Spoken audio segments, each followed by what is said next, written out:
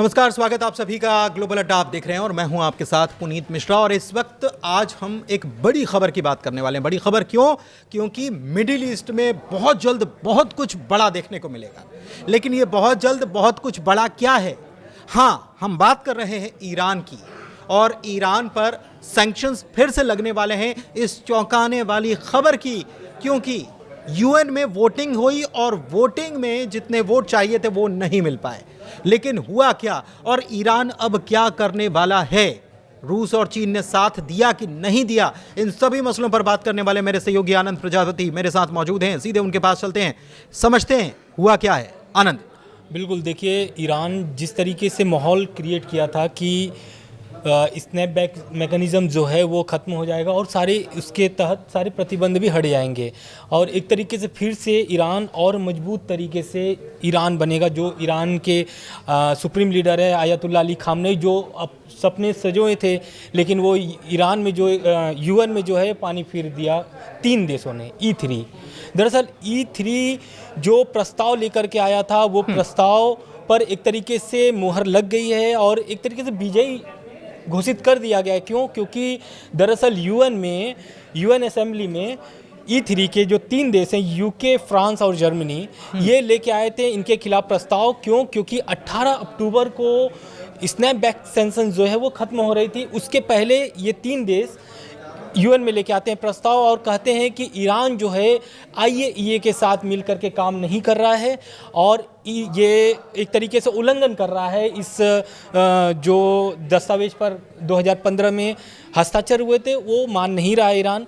उसको लेकर के प्रस्ताव आया था जिसके खिलाफ वोटिंग भी हुई, जिसपे 4 वोट ईरान के समर्थन में पड़ा है। और 4 वोट ईरान के समर्थन में किस-किस? बिल्कुल जाहिर सी बात है, लेकिन इसमें 2 देश तो सब जान रहे हैं कि रूस चीन तो होंगे ही, लेकिन मतलब इसमें साथ दिया है। बिल्कुल साथ दिया है, समर्थन में वोट किया है।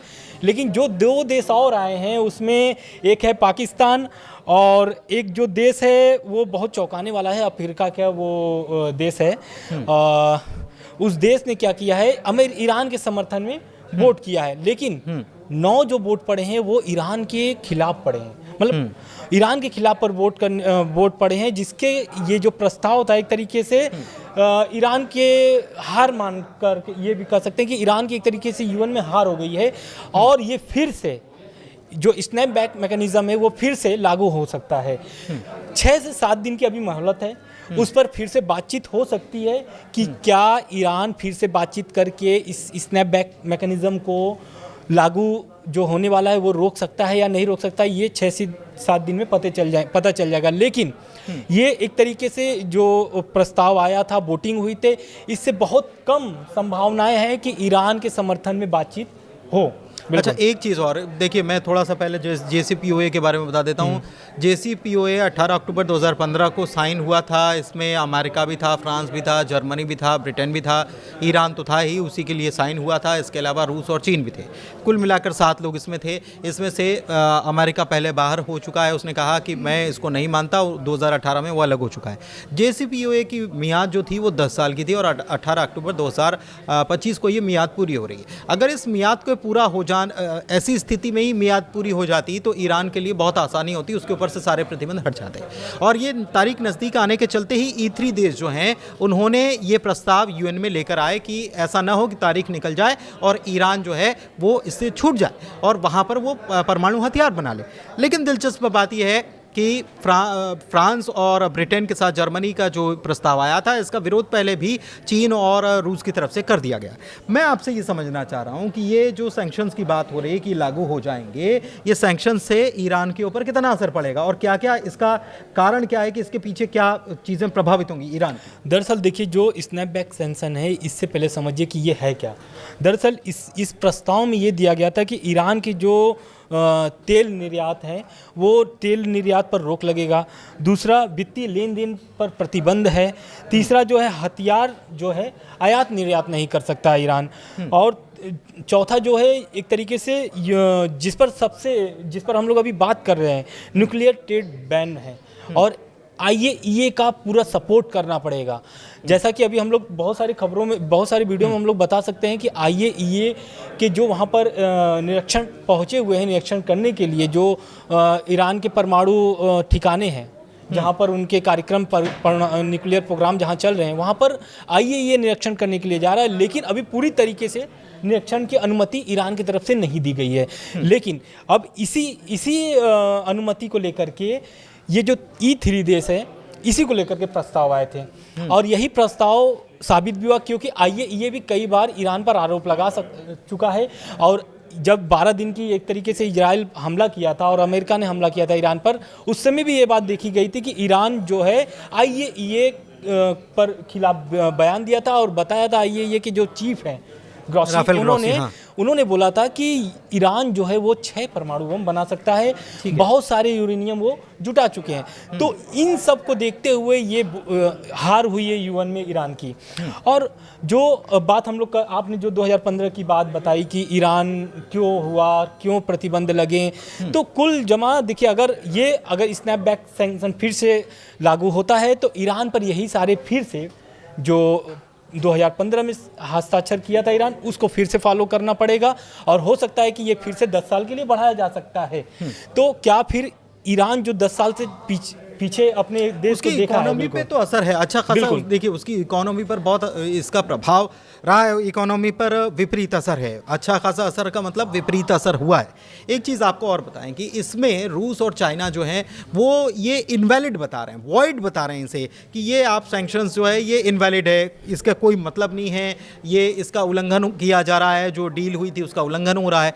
और एक चीज़ और कि असर तो पड़ेगा क्योंकि पूरा बिजनेस ठप हो जाएगा, लेकिन रूस और चीन जो हैं उन दोनों ने साफ कर दिया है कि हम अपना बिजनेस ईरान के साथ बदस्तूर जारी रखेंगे। ये एक बड़ी बात है। बिल्कुल ठीक है। और दूसरी बात ये है कि देखिए उत्तर कोरिया तो साथ में था ही ईरान के, अब दक्षिण कोरिया भी जो है कि साथ में आया, क्योंकि ये जो प्रस्ताव पर वोटिंग हुई थी, ये चारों जो देश जो दिए थे, चीन, रूस, पाकिस्तान और अल्जीरिया, ये किसके प्रस्ताव पर दिए थे?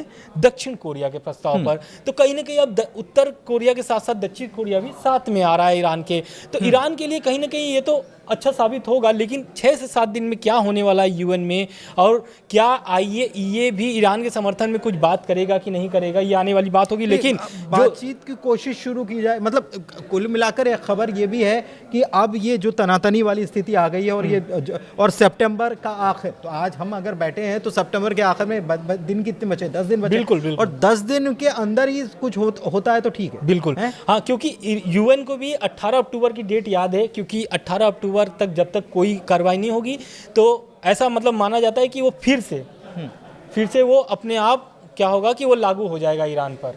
नहीं, बेसिकली प्रतिबंध तो लागू हो जाएगा आनंद, लेकिन एक चीज़ और है कि रूस की तरफ से इस बीच ये कोशिश या पेशकश की गई थी कि ये जो है ये 18 अक्टूबर 2025 की तारीख, इसको 6 महीने एक्सटेंड कर लो। हाँ, बिल्कुल, मतलब IAEA से थोड़ी बातचीत बन जान दो और 6 महीने एक्सटेंड कर लो। बिल्कुल, लेकिन वो डील क्या होता है कि वो बातचीत सफल नहीं हो पाती है और इस कारण से इस तरीके से E3 जो है, मतलब E3 ने जल्दबाजी दिखाई, उसको लग रहा था कि 18 अक्टूबर की तारीख निकल गई तो मामला हाथ से निकल जाएगा। बिल्कुल, तो कहीं ना कहीं रूस चीन तो साथ में है, लेकिन अब ईरान में जो दो फाड़ हो रही है ये सबसे बड़ी बात है। दो फाड़ कैसे हो रही है? क्योंकि देखिए वहाँ पर 2 गुट है।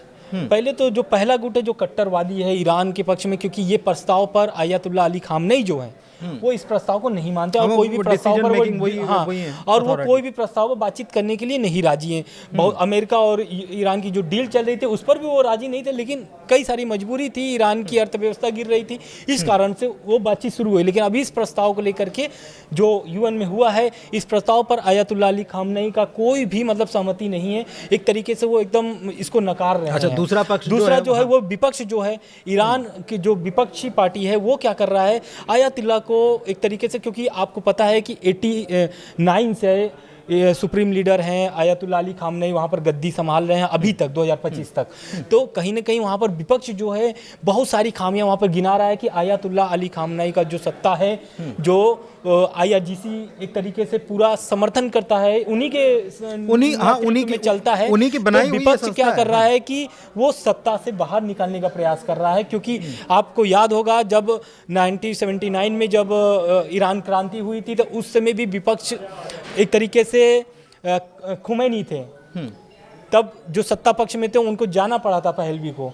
तो कहीं ना कहीं विपक्ष भी वही चाहता है कि 79 वाला मामला जो है कि ये नहीं इस तो वो पर हो जाए। बेसिकली ईरान की राजगद्दी पर जो थे वही विपक्ष में है बेसिकली। बिल्कुल, हाँ। और ये अभी 12 दिन का जब युद्ध हुआ था तब भी तो बार बार इसी बात को हवा दी जा रही थी। अमेरिका या इजराइल कह रहा था कि भाई वहां पर सत्ता परिवर्तन हो जाए, सत्ता परिवर्तन हो जाएगा तो खेल बिगड़ जाएगा। लेकिन ऐसा कुछ होने वाला नहीं है, क्योंकि ईरान जो है और सुप्रीम लीडर जो है अयातुल्लाह अली खामनेई, बहुत भारी संख्या में उनके समर्थक है ईरान में। तो वो दुनिया में पूरी दुनिया में। लेकिन अगर ईरान की सत्ता की अगर बात की जाए, जिससे उनकी सत्ता टिकी हुई है, तो उसे अगर उसके मद्देनजर अगर बात की जाए तो ईरान में जो सुप्रीम लीडर है उनको हिलाना बहुत मुश्किल है, अयातुल्लाह अली खामनेई को। बिल्कुल। अच्छा, एक चीज और है आनंद कि ये कह रहे हैं कि परमाणु अप्रसार संधि मतलब एनपीटी जो है, हाँ। ये एक धमकी भी दी जा रही है ईरान की तरफ से कि हम बाहर निकल जाएंगे, फिर हमसे मत बोलना। इस पर दरअसल क्या हुआ है कि ईरान के जो राष्ट्रपति हैं मसूद पेजेश्कियान, उनका बयान आता है इसी प्रस्ताव को लेकर। कहते हैं कि स्नैपबैक हम नहीं रोक सके, और वे नेतांज और फोर्दो जो उनका ठिकाना है हाँ। वो नष्ट कर सकते हैं, लेकिन हमारे लोग इस पर दोबारा बातचीत करने के लिए तैयार हैं, जो हम लोग बात कर रहे थे 6 से 7 दिन अच्छा, वाली। ये भी भरोसा करें कि हम डेवलप भी कर लेंगे। और आईएईए के साथ हम लोग ऐसा नहीं है कि उनके साथ कोई बातचीत कम्युनिकेशन नहीं कर रहे हैं, कम्युनिकेशन कर रहे हैं लगातार और सहयोग भी कर रहे हैं। हाँ, कुछ ऐसे ठिकाने हैं जहाँ पर उनको निरीक्षण के लिए अभी रोका गया है, अनुमति नहीं दी गई है। दूसरी बात, ईरान ने इस जो आपने अभी जिक्र किया एनपीटी का, उससे बाहर निकलने की भी धमकी दी गई है, जिस पर विदेश मंत्री अब्बास अराक्ची का भी बयान आता है, और वो इस प्रस्ताव को गैर कानूनी भी साबित एक तरीके से ठहराते हैं। ये जो स्नैपबैक मैकेनिज्म E3 देश जो लाए थे। बिल्कुल। अब इस पर देखिए क्या होता है कि जो चीन है और रूस है, इस वोटिंग के समर्थन में तो वोट कर दिए, लेकिन अभी भी वो चाहते हैं कि ईरान जो मुसीबत में अभी है, क्योंकि उसका साथ दिया जाए, और क्योंकि ईरान के साथ रूस और चीन के जो व्यापार हैं वो लगातार जारी है, आप सबको पता है। और वो जारी रखने के लिए, क्योंकि अब दोबारा जब लागू होगा स्नैपबैक सैंक्शन, तो उसमें क्या होगा कि अमेरिका भी कुछ इंटरफेयर कर सकता है। और क्योंकि अमेरिका अभी कुछ दिन पहले ही बहुत सारे प्रतिबंध अलग से नए तरीके से लगा के रखे हैं, तो कहीं ना कहीं ईरान के लिए मुश्किलें बढ़ने वाली है, जिसको लेकर के रूस चीन जो है वो समर्थन में है, और एक तरीके से पूरे देश से कह भी रहे हैं कि भाई ईरान के समर्थन में आप आइए, जैसे कि दक्षिण कोरिया। लेकिन एक चीज़ है, देखिए अब सबसे बड़ी बात यह है कि ईरान ने अब ये कह दिया कि एनपीटी से हम बाहर निकल जाएंगे। एनपीटी से बाहर निकल जाएंगे तो आईएईए को सहयोग करने की कोई ज़रूरत नहीं है, ठीक है, उसके ऊपर कोई प्रेशर नहीं बनाया जा सकेगा। तो प्रेशर नहीं बनाया जा सकेगा, आईएईए अगर मुआयना नहीं करेगा तो वो फिर अपने हिसाब से चीज़ें कर सकता है, और ईरान बार बार ये करता है। लेकिन एक चीज़ और है कि ईरान अभी भी आईएईए को सहयोग तो देने के लिए बात कर ही रहा है कि हम सहयोग देने के लिए तैयार है। ईरान अभी भी ये कह रहा है कि हम कोई वेपन नहीं बना रहे। ईरान अभी भी कह रहा है कि हमारी परमाणु ज़रूरतें हैं, इसके लिए हम प्रोग्राम चलाते रहेंगे। तो ईरान की तरफ से ये चीज़ें कही जा रही है, लेकिन कहीं ना कहीं डाउट बाकी पूरे वेस्ट को हो रहा है। तो दिलचस्प बात यह है कि अब वेस्ट और मिडिल ईस्ट, खासतौर पर ईरान जो है उनके बीच तनातनी होने वाली। एक नया सिचुएशन जो है वो आपने देखा कि कतर के ऊपर जो अटैक हुआ इजराइल का, आनंद, उसके बाद से बहुत सारे मतलब अरब और मुस्लिम मुल्क एक हो गए बिल्कुल। ईरान भी यहाँ पर मौजूद था, पाकिस्तान भी मौजूद था। दिलचस्प बात यह है कि पाकिस्तान ने यहाँ ईरान का समर्थन किया है। दिलचस्प बात यह है कि पाकिस्तान ने वहाँ कतर का समर्थन किया है। बिल्कुल, पाकिस्तान भी यहाँ पर एक तो चर्चा में आ जाता है, यहाँ पर उसकी जो वैल्यू है वो यहाँ पर उसके वोट की वैल्यू बढ़ती। दूसरी तरफ कि वेस्ट जो है, मतलब यूरोपियन देश या अमेरिका और ये सारी चीज़ें मिला ले, इन सबको मिला लो, और इधर आप देख लो मिडिल ईस्ट, तो मिडिल ईस्ट अब एक होता नजर आ रहा है। मतलब पहले अलग अलग था, तो अब सिचुएशन बड़ी क्रिटिकल होने वाली है, ऐसा लगता है आपको? बिल्कुल, क्योंकि देखिए अभी जो अरब जो समिट बैठी थी, जो बैठक हुई थी अरब देशों की, जो 50 से ज़्यादा देश बैठक किए थे, उसमें ईरान शामिल हुआ था। क्यों हुआ था? क्योंकि कतर पर हमला हुआ है। और अभी आप देख रहे हैं कि पाकिस्तान ईरान के समर्थन में अगर वोट किया है, तो इससे ये साफ नज़र आता है। क्योंकि पाकिस्तान भले अमेरिका का कितना भी पक्षधर हो, लेकिन जब 50 मुस्लिम देश एक साथ बैठते हैं ना, तो पाकिस्तान को कहीं ना कहीं उधर झुकना वो ही मुस्लिम पड़ेगा। उम्मा की बात आ जाती है हाँ, दरअसल, तो मुस्लिम उम्मा की बात बिल्कुल। और रह गई बात ईरान और कतर की ना, तो क्योंकि कतर भी अब समझ गया, क्योंकि कतर आप जानते हैं कि कतर में अमेरिकी एयरबेस है, और अमेरिका जो है कि कतर को छोड़ना नहीं चाहेगा किसी भी कीमत पर, क्योंकि पूरे मिडिल ईस्ट को वहाँ से वो एक तरीके से मॉनिटरिंग करता है कि कौन से देश क्या कर रहे हैं, कैसे कर रहे हैं। कतर एक ऐसा जगह है यूएस के लिए जहाँ पर चाहे इजराइल हो, समर्थन की बात करना हो, चाहे इजराइल को जो भी समर्थन मिलते हैं कतर के माध्यम से भी मिलते हैं। क्यों? क्योंकि अमेरिका वहां पर एक अपना पैड बना करके रखा हुआ है। दूसरी ये बात, माना जाता है कि अमेरिका लेड गवर्नमेंट। हाँ, एक चीज़ बिल्कुल। और है, देखिए 2 चीज़ें आई हैं। एक तो 27 सितंबर की तारीख आ गई है, ये मैं आपको बता दूं कि ये E3 देश जो हैं इन्होंने 27 सितंबर तक का एक वक्त दिया। इस बीच यूएन असेंबली होगी, इस बीच अगर कुछ बात बन पाती है तो बन पाती है, और नहीं बन पाती और आसार इसके कम नजर आ। एक बात। दूसरी तरफ एक चीज़ और जुड़ी हुई मिडिल ईस्ट से जुड़ी हुई जानकारी मैं आपको दे दूं कि इमानुएल मैक्रोन जो है उनकी तरफ से एक बयान आ गया है। उन्होंने कह दिया है कि हम मंडे मतलब सोमवार के दिन हम फिलिस्तीन को मान्यता देने का काम कर रहे हैं। ये एक नया गेम चल रहा है। मतलब एक तरफ फ्रांस जो है वो ईरान से लड़ भी रहा है, वो कह रहा है कि आप वो मत बनाइए आप, बिल्कुल। और आप हर हाल में समर्थन कीजिए, आईएए को समर्थन देना पड़ेगा, उसको सहयोग देना पड़ेगा, इंस्पेक्शन करवाना पड़ेगा, तमाम चीज़ें। और दूसरी तरफ फिलिस्तीन को वो समर्थन भी दे रहे हैं और कह रहे हैं कि हम फिलिस्तीन को आधिकारिक रूप से घोषित करते हैं। मतलब एक नया गेम है। और इसमें अभी देखिए, तक यूएस गेम खेलता था, ऐसा एक फ्रांस का नया गेम देखने को। फ्रांस अब E3 इतना एक्टिव क्यों हो गया है? दरअसल क्या है कि अमेरिका जब से रूस यूक्रेन वाले युद्ध में अकेले मतलब बातचीत कर रहा है, उसमें यूरोपीय देश को नहीं जोड़ रहा है, तो E3 को ये लग रहा है ना कि क्योंकि ऐसा नहीं है फ्रांस हो या फिर ब्रिटेन हो, पैसा उनका भी लग रहा है उस युद्ध में, यूक्रेन को पूरा फुल सपोर्ट वो लोग कर रहे हैं। लेकिन क्या हो रहा है कि अब ये लोग भी अपनी मजबूती दिखा रहे हैं कि भाई मेरा भी कुछ अस्तित्व है। फोकस जो है वो अमेरिका के ऊपर पूरा ना चले जाए, चर्चा हमारी भी होती रहे और हम भी बेसिकली प्रासंगिकता में बने रहने के लिए भी सारी चीजें हो रही हैं। और आप ये भी समझिए, क्योंकि ब्रिटेन में भी और फ्रांस में भी वहाँ पर भी आंदोलन हो रहे हैं सरकार के खिलाफ, ऐसा नहीं है, वहाँ पर भी सरकार के खिलाफ हो रहे हैं। अभी आपातकाल जैसी स्थिति भी पैदा हो गई थी 24 घंटे के लिए, तो कहीं ना कहीं वो लोग देश भी परेशान है, लेकिन उनको एक तरीके से इंटरनेशनल लेवल पर अपने देश को अपनी वैल्यू बनानी है, अपनी वैल्यू साबित कर रही है कि हमारी वैल्यू क्या है। कुल मिलाकर हमने चीज़ों को समझा कि क्या स्थिति ईरान के साथ हुई है, और ये बिल्कुल तनाव जैसी स्थिति बन गई है। आप ये समझ लीजिए कि तनाव की स्थिति बन गई है। अब ईरान इस बीच, आप समझिए कि ये यूएन 27 तारीख के बीच या 27 तारीख के बाद ईरान क्या कुछ बड़ा करने वाला है? क्योंकि एक मिसाइल तो हवा में देखी गई बीते दिनों, ये बड़ा चर्चा में है, लेकिन ईरान इसके अलावा भी कुछ बड़ा कर सकता है, क्योंकि बाकी साथियों का पूरा साथ मिल रहा है ईरान को, और कहीं ना कहीं कुछ काम कर रहा है, इंटरनली काम कर रहा है, जो कि पहले से तय हो चुका है। इशारों में समझिए बातों को, ज़्यादा अभी बोलना मुमकिन नहीं, क्योंकि चीज़ें जो हैं वो खुलकर बहुत जल्दी दुनिया के सामने आने वाली हैं। लेकिन ईरान के ऊपर ये काम नहीं कर रहा है जिस तरीके से E3 जो प्रेशर बनाने की कोशिश कर रहे हैं। ईरान ने पहले से अपने पत्ते जो हैं वो सेट करके रखे हुए। कुल मिलाकर ग्लोबल अड्डा में इतना ही। चर्चा यहीं समाप्त करते हैं। कैसी लगी चर्चा ज़रूर बताइएगा। फिलहाल हमें दीजिए इजाज़त। धन्यवाद।